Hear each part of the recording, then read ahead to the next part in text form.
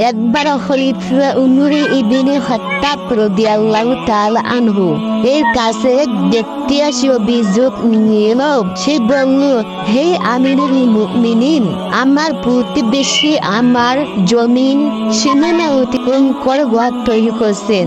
খলিফা উমর আব্বাস রাদিয়াল্লাহু তাআলা আনহু বলেন, তোমার প্রতিবেশীকে নিয়ে এসো।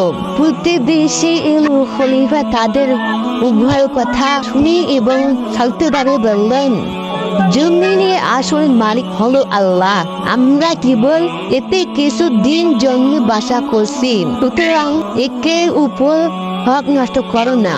তিনি এরপর বললেন, প্রতিবেশীর সাথে ভালো ব্যবহার করো এবং তার সমস্যার সমাধান করো।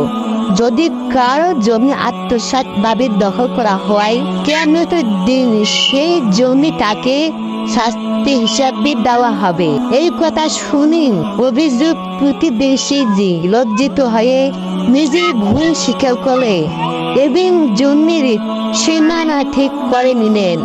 এই গল্প আমরা বুঝতে পারি, আমরা সবাই একদিন চলে যাব, কিয়ামতের ময়দানে হাজির হব। তাই সবাই একে অন্য প্রতি ভালো ব্যবহার করি।